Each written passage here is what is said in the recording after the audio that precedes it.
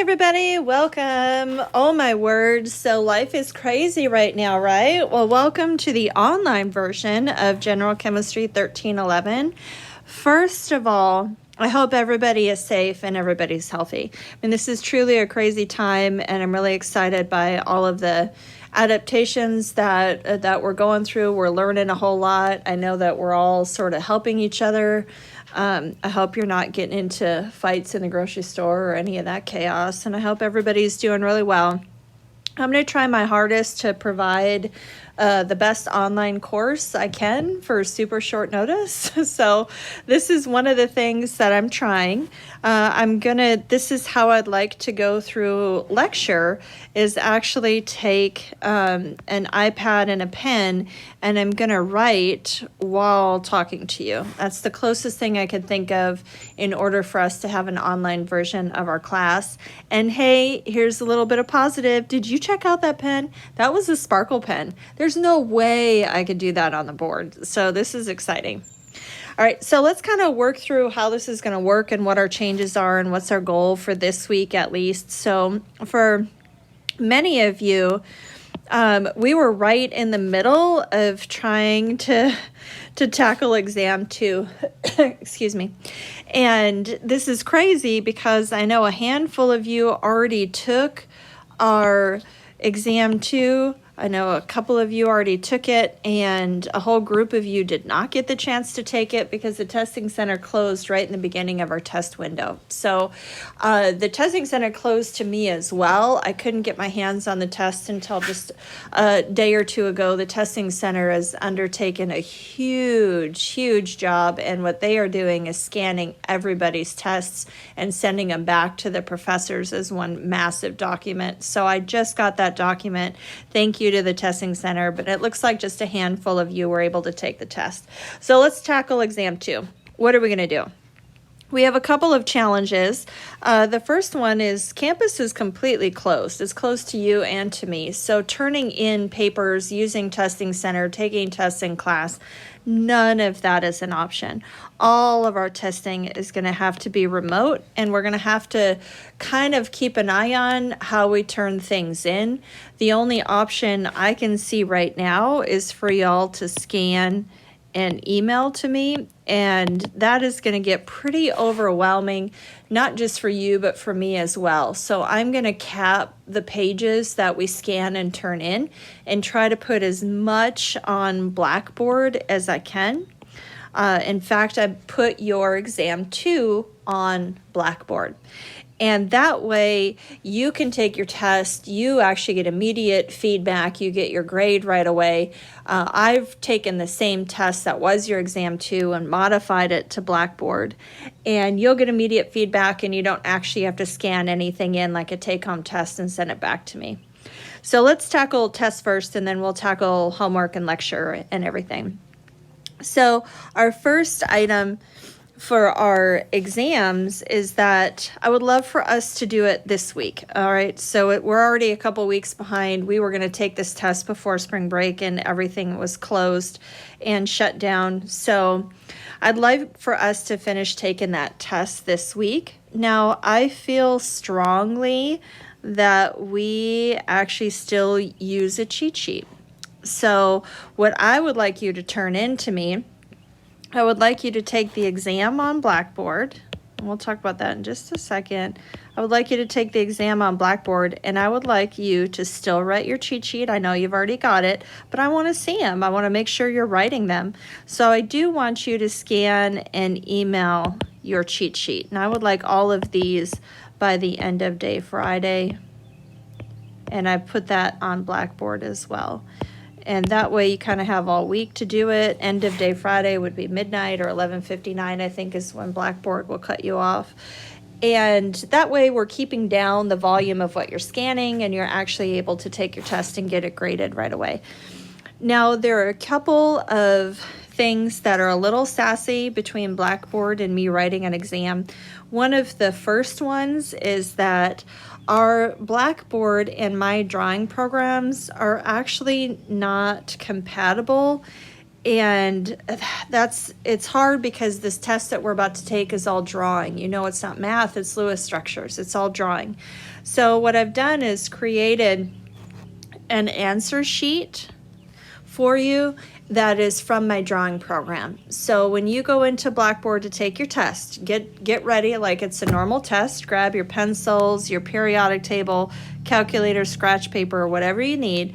But then you're also going to print out that answer sheet from Blackboard. And it is the tab right under the exam on Blackboard under Unit 2. It's right there.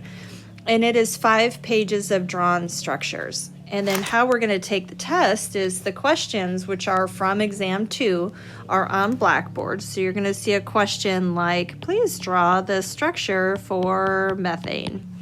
So then you go to your answer sheet and you find a structure that you think is the right structure for methane.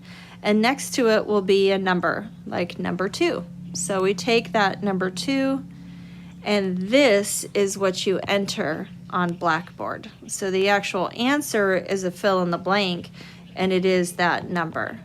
Okay, now I need to challenge you a little bit.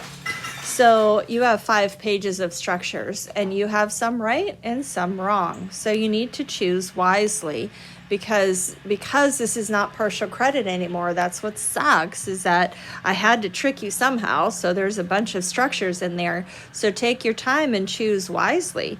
And that structure, you have to put in that number. So if I have a structure drawn wrong, that might be, number 37 might be wrong. Don't enter that one. Enter the one that you think is right. So take a look at all 5 of those pages, have them sitting next to you or pulled up on the screen while you're taking the exam.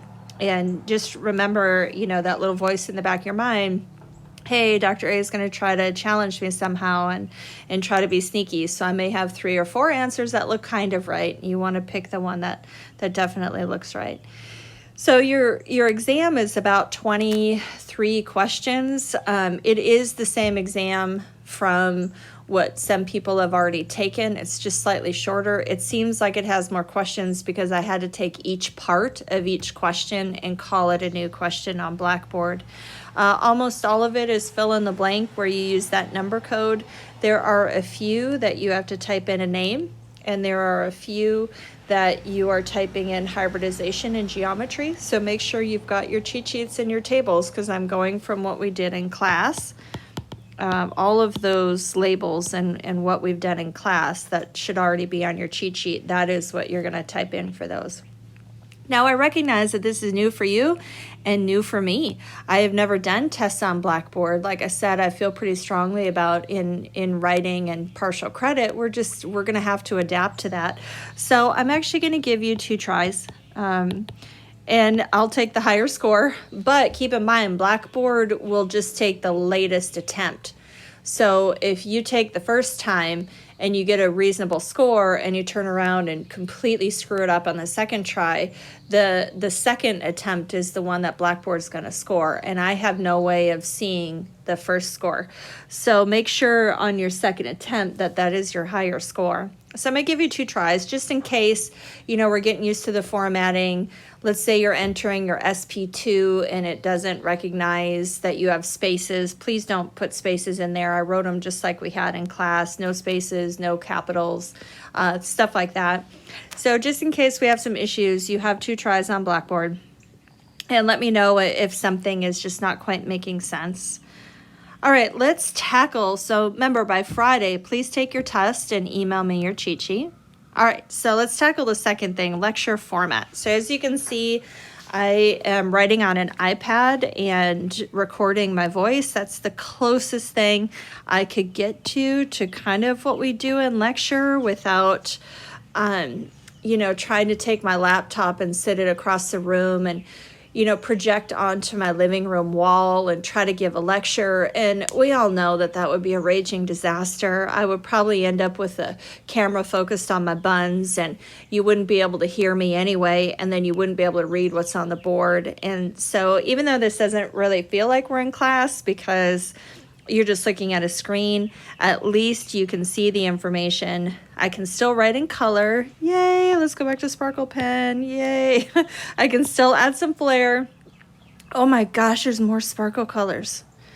We can add some flair. We can do all kinds of things with this technology. The one thing that's missing is asking questions. So that part I'm really sad about. You know, I like a rowdy class, and you guys are my favorites. You're quite rowdy. So that's the one thing that's kind of missing. I'm going to break up our videos into about 10 or 15 minute videos, maybe up to 20 minutes, and you'll have a series of videos, not just kind of one lecture period, because that's really weird. You know, if you think about our class, I'm pretty strategic. I tell some stupid story or some really bad joke about every 10 or 15 minutes just to keep us awake. So I don't want to post an hour and a half video. They'll be in segments. They'll be 10, 15, maybe 20 minutes. And what's awesome about it is I've had several students already email me and that their work schedule has changed, and a lot about your life has changed. So I'm not going to ask you to watch the videos during class time. You can watch them at your leisure. I will be posting them. You can watch them in your jammies at midnight if you feel like it. And hey, I might be making videos in my jammies at midnight. Who knows? But I want to let you do that during your leisure time. I mean, one advantage to us going online is I don't have to have you check in with me at noon on Monday. You could be out delivering pizzas. Who knows? So that way we can all kind of work at our leisure. And I will be posting videos for Unit 3 coming up shortly. So probably within the next couple days, you'll notice your Unit 3 will be populated. I will be sending an announcement each time I populate something so that you know it's there. This week, I want to focus on getting Unit 2 done and starting some videos for Unit 3. All right, third, what about homework? Holy crap. All right, if you want to picture a scan and send nightmare, that is our homework. The pile of homework to look at gets quite large every time we submit homework. Some of y'all really like to problem solve and write it on separate sheets of paper, and I love that. But I can't imagine actually trying to print all of that each time we turn in homework. So I'm going to do the same thing. I'm going to convert our homework to Blackboard. And in my mind, that's going to give us practice on Blackboard. That way we can kind of get some immediate feedback. You can get used to questions on Blackboard, and we can see if you like it. I mean, hey, maybe in later semesters I use some of this if you guys give me some good feedback and you like it, or tell me some things that need some changing. So homework will still be due. I'll use the exact same homework that's already posted. I'm just going to put the answers on Blackboard so that you can submit your homework. What you're going to do is go and take it as a quiz. Your homework will now be as a quiz. Oop, that kind of didn't work, right? Feedback right there. Your homework will now be a quiz on Blackboard. And I think we'll both like it. I think you'll get your grade right away, and you get some feedback if you're getting things right or wrong. And that way I won't worry about printing out a million pages and try to grade them and figure out how to scan them and send them back to everybody individual. Okay, awesome. Let's tackle the hardest out of all of it. What in the Sam heck do you do for office hours? So plan A is a Google Hangout. I've been messing around with Google Hangout, and it seems to work pretty well. The problem is, as soon as I try to answer questions and I flip my screen and I try to actually write something while in Google Hangout, my screen freezes and I have to end the whole session. So I'm still monkeying with that. I'm not going to hold office hours for maybe 1 or 2 days here while I'm trying to figure that out. We're going to have to be a little bit flexible. I will for sure be on email. So plan B for sure, go ahead and email me. Now that I'm not in class all day, I'm actually going to be on my computer all day. So I'll have sections where I'm making videos that I'm not checking email, but in between then I'll definitely be on email, normal weekday hours, probably not at midnight, but I will be there during the day on that. Now, the one hard part of this, between the Google Hangout, trying that, and email, I have to actually have your email addresses. And if you can believe this, it is 2020, but I don't actually have your email addresses. What's awesome is that when I email you, it's through Blackboard and all I see is your name. I don't actually have your email address. So I will be putting up a Google Doc if I can get us all invited on a Google Doc. Otherwise, maybe y'all can help me in one of our Blackboard forums or something. What I need to create is a spreadsheet with your emails. If I'm going to invite you to either Google Hangout or Zoom or something like that, I actually need a spreadsheet with all of your email addresses. So let's tackle that this week. Let's figure out how to get your email addresses in there so that I can invite you and we can have a chat if we need to. In the meantime, for sure, email me. And one comment on our email is that if you respond to a Blackboard, so in other words, if I've emailed the whole class under an announcement and you reply to that, I don't always see that.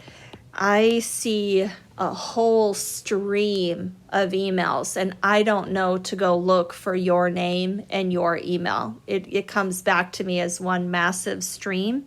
So if you actually need to email me, I prefer a separate email, please. Just start a new email. Here's my email address. Just don't get in on one of those streams. I won't even know to look for it or see it. So email me separate. Here's my email address, smorty@alsoncc.edu. And email me separate so that I can actually see it. And I hope everybody is well. I hope everybody is staying separate from everybody and staying healthy, and you've got plenty of toilet paper and groceries. I know for my daughter, I am giving her 1 square a day unless she does chores. Okay, I'm just kidding. So I hope everybody's doing well. I hope you like this lecture format. Go ahead and give me some feedback. I am about to email your class, post this video, have you watch it, and your test is already up there. So I hope we get to chat soon.